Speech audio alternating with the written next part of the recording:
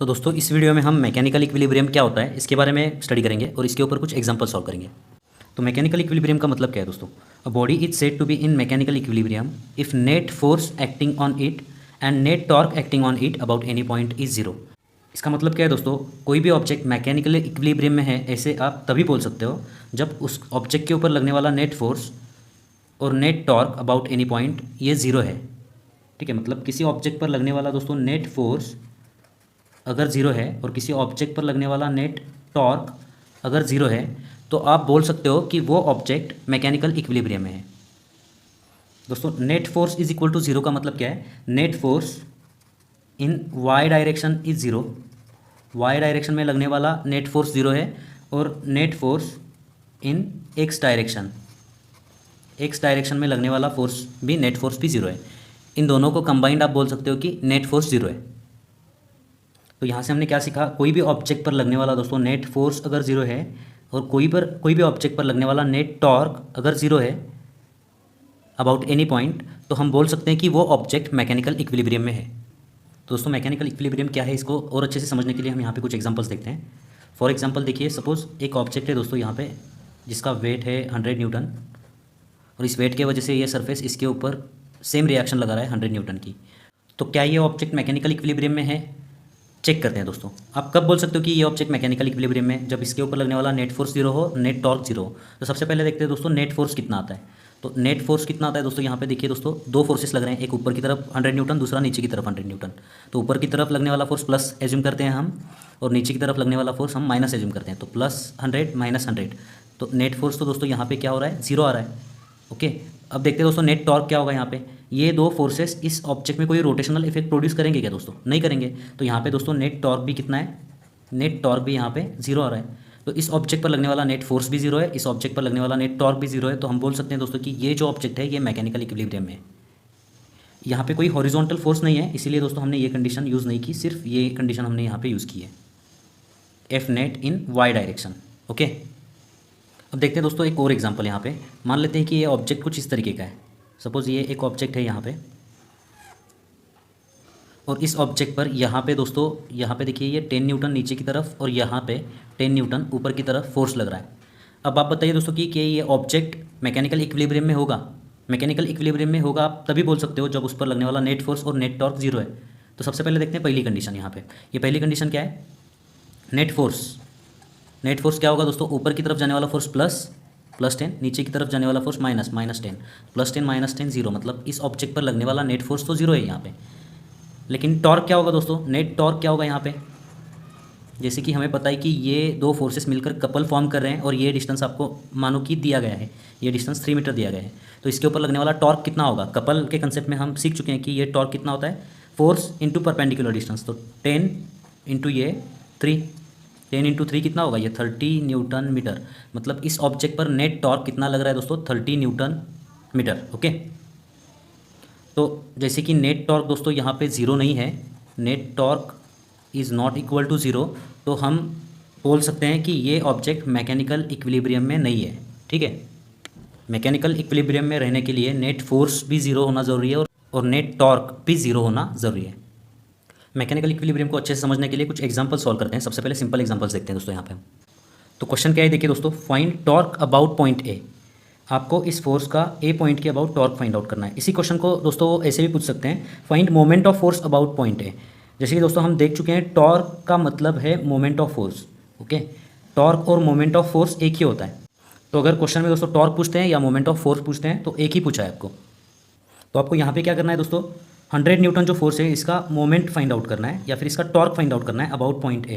तो torque find out करने का फॉर्मूला क्या है ये हम देख चुके हैं दोस्तों। टॉर्क फाइंड आउट करने का फॉर्मूला क्या होता है? एफ इंटू ये डिस्टेंस को हम डी बोलते थे, F D into sine theta या F X into sine theta या F R into sine theta. ठीक है, तो यहाँ पे फोर्स कितना है दोस्तों? फोर्स है यहाँ पे 100। ये डिस्टेंस कितना है यहाँ पे? ये डिस्टेंस है 3 मीटर और थीटा मतलब ये आर्म जो है और ये जो है इन दोनों के बीच का एंगल, इन दोनों के बीच का एंगल कितना है यहाँ पे? 90। तो साइन 90 होता है 1। ठीक है, तो यहाँ पे आंसर क्या होगा? 100 इंटू 3 इंटू 1, ये होगा यहाँ पे 300। टॉर्क मतलब फोर्स इंटू डिस्टेंस होता है तो न्यूटन मीटर, ये यूनिट होगा उसका। आगे क्वेश्चन पूछते हैं कि tell the nature of this torque, clockwise है या फिर एंटी क्लॉकवाइज है। तो यहाँ पे देखिए दोस्तों, ये जो ऑब्जेक्ट है इस फोर्स के वजह से इस पॉइंट के अबाउट क्लॉकवाइज रोटेट होगा या फिर एंटी क्लॉकवाइज रोटेट होगा। तो लॉजिकली आप बोल सकते हो कि ये इस पॉइंट के अबाउट क्लॉकवाइज रोटेट होगा। तो इस टॉर्क का जो नेचर है वो क्लॉकवाइज है। तो यहाँ पे आप ऐसे सिंबल दिखा सकते हो या फिर यहाँ पे आप क्लॉकवाइज बोल सकते हो, ठीक है, वर्ड में आप लिख सकते हो क्लॉकवाइज। एक और क्वेश्चन देखते हैं दोस्तों यहाँ पे, find out torque about point ए। ये पॉइंट ए दिया गया है, तो यहाँ पे टॉर्क कैसे फाइंड आउट करना है। टॉर्क अबाउट पॉइंट ए क्या होगा दोस्तों, यहाँ पे देखिए फोर्स एफ इंटू ये एक्स या फिर डी बोल सकते हो, एफ इंटू डी इंटू दोनों के बीच का एंगल साइन थीटा, ठीक है। तो फोर्स कितना है दोस्तों यहाँ पे 20 इंटू ये डिस्टेंस है 2, ओके, और यहाँ पे दोनों के बीच का एंगल है यहाँ पे 90, तो साइन 90, ओके। सो 20 इंटू 2 इंटू 1 ये होगा यहाँ पे 40 न्यूटन मीटर। ये क्लॉकवाइज है या एंटी क्लॉकवाइज है दोस्तों। यहाँ पे देखिए इस पॉइंट के अबाउट ये फोर्स इस ऑब्जेक्ट को एंटी क्लॉकवाइज रोटेट करेगा। तो यहाँ पे ये जो टॉर्क है इसका नेचर एंटी क्लॉकवाइज है। ये एग्जांपल्स में सिर्फ आपको क्लॉकवाइज एंटी क्लॉकवाइज सेंस समझाने के लिए सिखा रहा हूँ, ठीक है। एक और क्वेश्चन देखिए दोस्तों, find out torque about point ए। आपको इस फोर्स का टॉर्क फाइंड आउट करना है अबाउट पॉइंट ए। तो क्या ये फोर्स इस ऑब्जेक्ट को ए पॉइंट के अबाउट रोटेट करवा सकता है? नहीं करवा सकता दोस्तों। यहाँ पे देखिए टॉर्क क्या होता है, torque is equal to force into दोनों के बीच का डिस्टेंस। यहाँ पे डिस्टेंस 0 है तो टॉर्क 0 होगा यहाँ पे, ठीक है। मतलब अगर ये फोर्स इस पॉइंट में से पास हो रहा होगा तो उस पॉइंट के अबाउट टॉर्क 0 होगा। और कुछ एग्जांपल्स हम आगे देखने वाले हैं, तब आपको ये पॉइंट समझ में आएगा। यहाँ पे देखिए दोस्तों टॉर्क क्या होता है, टॉर्क होता है F force into distance into sine theta, ठीक है। ये पॉइंट और ये फोर्स इन दोनों के बीच का डिस्टेंस क्या है, ये डिस्टेंस 0 है यहाँ पे। तो अगर डिस्टेंस 0 होगा तो ये टोटल टर्म 0 आ जाएगी।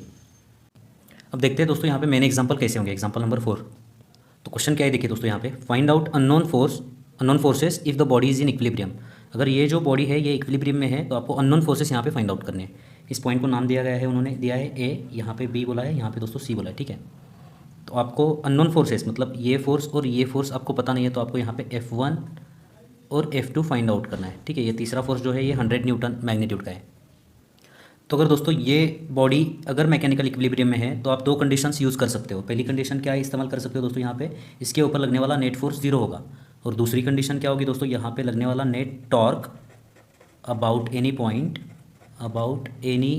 पॉइंट ये भी क्या होगा, 0 होगा, ओके। नेट टॉर्क कैलकुलेट करते वक्त दोस्तों आपको क्लॉकवाइज टॉर्क जो है ये प्लस कंसिडर करना है और एंटी क्लॉकवाइज टॉर्क जो है इसको आपको माइनस कंसिडर करना है। तो अब दोस्तों यूज़ करते हैं हम यहाँ पे पहली कंडीशन जो कि है net force is equal to 0। तो इस ऑब्जेक्ट पर 3 फोर्सेस लग रहे हैं, 2 ऊपर की तरफ लग रहे हैं, एक नीचे की तरफ। ऊपर की तरफ लगने वाले फोर्सेस हम प्लस लेते हैं, नीचे की तरफ लगने वाले फोर्सेस हम माइनस लेते हैं नेट फोर्स कैलकुलेट करते हो, ठीक है। तो यहाँ पे F1 प्लस होगा, प्लस F1, ये 100 माइनस होगा, माइनस 100, और F2 भी प्लस होगा यहाँ पे, plus F2 is equal to 0। Net force is equal to 0। तो यहाँ पे दोस्तों ये जो माइनस 100 है इसको हम उधर लेके जाते हैं, तो आपको क्या मिलेगा यहाँ पे F1 plus F2 is equal to ये होगा यहाँ पे प्लस 100, ओके। तो आपको एक इक्वेशन तो मिल गया दोस्तों यहाँ पे F1 plus F2 is equal to 100। मतलब F1 और F2 कैलकुलेट करने में ये इक्वेशन आपको मदद करेगा यहाँ पे, इक्वेशन नंबर 1। अब दोस्तों net torque about any point is equal to 0। आप कौन से भी पॉइंट के अबाउट टॉर्क कैलकुलेट कर सकते हो, नेट टॉर्क। हम यहाँ पे ए पॉइंट के अबाउट कैलकुलेट करेंगे, ठीक है। तो net torque about A is equal to 0, ये कंडीशन हम यूज़ करेंगे। अब देखते हैं दोस्तों 3 फोर्सेस हैं यहाँ पे, एक F1, दूसरा ये 100, तीसरा F2। इन तीनों का आपको टॉर्क फाइंड आउट करना है ए पॉइंट के अबाउट। तो पहले फोर्स का टॉर्क दोस्तों ए पॉइंट के अबाउट क्या होता है, इन दोनों के बीच कोई डिस्टेंस नहीं है तो इसका टॉर्क 0 होगा। मतलब क्या होगा, F1 इंटू 0 होगा, ठीक है। इसका टॉर्क क्या होगा दोस्तों, यहाँ पे ये जो 100 न्यूटन का फोर्स है इसका टॉर्क अबाउट दिस पॉइंट क्या होगा, क्लॉकवाइज होगा कि एंटी क्लॉकवाइज होगा। इस फोर्स का इस पॉइंट के अबाउट टॉर्क देखिए क्लॉकवाइज होगा यहाँ पे। तो क्लॉकवाइज हमें क्या करना है, प्लस कंसिडर करना है। तो यहाँ पे ये प्लस होगा। और टॉर्क कैसे फाइंड आउट करते हैं, 100 इंटू 3, और थीटा तो 90 है तो साइन थीटा 1 होगा, तो वो यूज़ करने की ज़रूरत नहीं है। तो 100 इंटू 3 क्या होगा यहाँ पे, 100 इंटू 3 इंटू साइन 90, ये होगा इस फोर्स का टॉर्क अबाउट पॉइंट ए। अब दोस्तों इस फोर्स का torque about point A find out करना है। तो इस फोर्स का torque about point A clockwise है या एंटी क्लॉकवाइज है। देखिए दोस्तों ये अगर ऐसे घुमाओगे आप तो ये एंटी क्लॉकवाइज दिखेगा, तो एंटी क्लॉकवाइज आपको माइनस कंसिडर करना है। तो माइनस फोर्स F2 इंटू ये डिस्टेंस कितना होगा, यहाँ से यहाँ तक का डिस्टेंस कितना है 6, और दोनों के बीच का एंगल 90, तो यहाँ पे साइन 90 लिखने की ज़रूरत नहीं, इज इक्वल टू 0। ये होता है दोस्तों नेट टॉर्क यहाँ पे, ओके। तो यहाँ से इक्वेशन क्या मिलेगा दोस्तों आपको, यहाँ पे 100 इंटू 3, ये उधर जाने के बाद प्लस हो जाएगा F2 इंटू 6। 100 इंटू 3 कितना होता है दोस्तों, ये होता है 300 is equal to F2 into 6। ये 6 इधर आ जाने के बाद क्या होगा दोस्तों, यहाँ पे देखिए F2 will be equal to, therefore F2 will be equal to 300 divided by 6। तो 300 डिवाइडेड बाय 6 कितना होता है दोस्तों, ये होता है 50। तो F2 आपको मिल गया दोस्तों यहाँ पे 50 न्यूटन। ओके, इसको आप पुट कर सकते हो इस इक्वेशन में। तो अगर F2 50 है तो F1 क्या होगा दोस्तों, यहाँ पे F1 विल बी 100, ये माइनस होगा उधर जाने के बाद माइनस F2 मतलब माइनस 50। तो यहाँ से दोस्तों आपको 50 न्यूटन, F1 भी 50 न्यूटन मिल जाएगा। ठीक है, तो अगर कोई भी ऑब्जेक्ट मैकेनिकल इक्विलिब्रियम में है तो आप अननोन फोर्स फाइंड आउट कर सकते हो ये दो कंडीशंस का यूज़ करके। एक और एग्जांपल कुछ ऐसे ही तरीका देखते हैं हम दोस्तों यहाँ पे। तो क्वेश्चन क्या है देखिए दोस्तों, अ यूनिफॉर्म वुडन प्लैंक, यहाँ पे एक वुडन प्लैंक है, ये वुडन स्ट्रिप बोल सकते हो आप, ऑफ मास 30 kg। इसका मास कितना है दोस्तों, यहाँ पे 30 kg है। तो इसका मास अगर 30 kg होगा तो इसका वेट कितना होगा दोस्तों, m इंटू जी। वेट कितना होता है, मास इंटू ग्रेविटेशनल एक्सेलरेशन। और वेट कहाँ से एक्ट होता है दोस्तों, वेट सेंटर ऑफ मास से एक्ट होता है। सेंटर ऑफ मास क्या होता है इस चैप्टर में हम आगे पढ़ने वाले हैं। तो ये जो स्ट्रिप है इसका यहाँ पे सेंटर ऑफ मास होता है, यहाँ से दोस्तों इसका वेट एक्ट होगा नीचे की तरफ। ठीक है, वेट कितना है दोस्तों यहाँ पे, वेट m इंटू जी, मास 30 और जी की वैल्यू आपको एज्यूम करने को बोला गया है यहाँ पे 10। तो ये 30 इंटू 10 वेट हो जाएगा यहाँ पे 300 न्यूटन। मतलब इस पॉइंट पे नीचे की तरफ 300 न्यूटन फोर्स लग रहा है। ये 2 मीटर है, ये सेंटर होगा, मतलब ये 1 मीटर होगा, ये 1 मीटर होगा यहाँ पे। आगे पढ़िए क्वेश्चन दोस्तों, बाय 2 आइडेंटिकल केबल्स, यहाँ पे एक केबल मतलब स्ट्रिंग अटैच की गई है, यहाँ पे एक स्ट्रिंग अटैच की गई है। Find out tension in cables, आपको इन स्ट्रिंग के अंदर का टेंशन फाइंड आउट करना है। तो जैसे कि दोस्तों ये देखिए, इस प्लैंक को अर्थ नीचे की तरफ खींचेगी तो ये स्ट्रिंग इस प्लैंक को ऊपर की तरफ खींचेगी। ठीक है, ये अर्थ इस प्लैंक को नीचे की तरफ खींचेगी तो ये स्ट्रिंग प्लैंक को ऊपर की तरफ खींचेगी ना। तो ये टेंशन T1, ये टेंशन T2 हमें फाइंड आउट करना है यहाँ पे। अब दोस्तों ये जो वुडन प्लैंक है ना, ये ऊपर नीचे इधर उधर मूव हो रहा है ना, ये रोटेट हो रहा है, तो ये इक्विलिब्रियम है। ऐसे आपको यहाँ पे एज्यूम करना है। ठीक है, तो आप यहाँ पे इक्विलिब्रियम की कंडीशंस यूज़ कर सकते हो। पहली कंडीशन क्या है दोस्तों, यहाँ पे नेट फोर्स 0 होगा, और दूसरी कंडीशन क्या है, नेट टॉर्क 0 होगा। अब दोस्तों यहाँ पे पहली कंडीशन हम यूज़ करते हैं, net force is equal to 0। तो यहाँ पे देखिए दोस्तों, net force is equal to 0, इसका मतलब क्या है, ऊपर जाने वाली फोर्स प्लस लेना है, प्लस T1 होगा यहाँ पे, प्लस T1। नीचे जाने वाली फोर्स कितना है, ये माइनस 300। यहाँ पे ऊपर जाने वाला फोर्स जो है plus T2 is equal to 0। तो यहाँ से आपको एक इक्वेशन मिल जाएगा दोस्तों, T1 प्लस T2, ये माइनस 300 उधर जाने के बाद आपको मिलेगा यहाँ पे प्लस 300 न्यूटन। ठीक है, तो ये एक इक्वेशन आपको मिल गया, इसका आप यूज़ कर सकते हो T1 और T2 फाइंड आउट करने के लिए। इसको आप इक्वेशन नंबर 1 बोल दीजिए। अब दूसरी कंडीशन क्या है दोस्तों, नेट टॉर्क। हम यहाँ पे क्या करेंगे, नेट टॉर्क अबाउट, कौन सा पॉइंट, आप कौन सा भी पॉइंट कंसिडर कर सकते हो, हम यहाँ पे ए पॉइंट कंसिडर करेंगे। So net torque about point A is equal to 0, ये आपको कंडीशन यहाँ पे यूज़ करनी है अगर ये ऑब्जेक्ट इक्विलिब्रियम में है तो। ओके, तो नेट टॉर्क कैसे फाइंड आउट करते हैं दोस्तों, हम क्लॉकवाइज टॉर्क प्लस लेते हैं, एंटी क्लॉकवाइज टॉर्क माइनस लेते हैं। ओके, और अगर कोई फोर्स ए पॉइंट में से पास हो रहा होगा तो उसका टॉर्क 0 होगा, मतलब ये T1 का टॉर्क क्या होगा यहाँ पे, T1 इंटू डिस्टेंस कोई भी नहीं इन दोनों के बीच, तो यहाँ पे टॉर्क क्या होगा, इसका 0 होगा। ये जो वेट है 300 न्यूटन, इसका टॉर्क क्या होगा दोस्तों, अबाउट पॉइंट ए, ये 300 इंटू ये डिस्टेंस 300, ये क्लॉकवाइज होगा ना, तो क्लॉकवाइज होगा तो यहाँ पे प्लस लेना है आपको, 300 इंटू ये डिस्टेंस 1, 300 इंटू ये डिस्टेंस 1, और दोनों के बीच का एंगल कितना है दोस्तों, यहाँ पे 90 है, तो यहाँ पे sin 90 यूज़ करने की ज़रूरत नहीं है। ओके, दूसरा ये जो T2 टेंशन है दोस्तों, ये T2 का मोमेंट अबाउट दिस पॉइंट क्या होगा, यहाँ पे एंटी क्लॉकवाइज होगा। ओके, एंटी क्लॉकवाइज मतलब माइनस कंसिडर करना है आपको यहाँ पे, माइनस T2 इंटू ये डिस्टेंस कितना है, यहाँ से यहाँ तक का डिस्टेंस कितना है, ये 2 है। सो T2 इंटू ये डिस्टेंस कितना है, यहाँ पे 2 है। ओके, और दोनों के बीच का एंगल 90 है, तो यहाँ पे sin 90 यूज़ करने की ज़रूरत नहीं है। Okay, is equal to 0। तो यहाँ से आपको दोस्तों T2 का पता चल जाएगा। कैसे पता चलेगा, देखिए 300 माइनस T2 इंटू 2, ये उधर जाने के बाद आपको क्या मिलेगा यहाँ पे, T2 इंटू 2। ओके, यहाँ से T2 क्या मिलेगा दोस्तों, यहाँ पे आपको देखिए ये 2 इधर आ जाने के बाद 150 मिलेगा आपको, 150 न्यूटन। तो T2 दोस्तों आपको यहाँ पे 150 न्यूटन मिल चुका है। अगर T2 150 न्यूटन है और T1 प्लस T2 300 है, तो यहाँ पे T1 क्या होगा दोस्तों, T1 भी 150 होगा।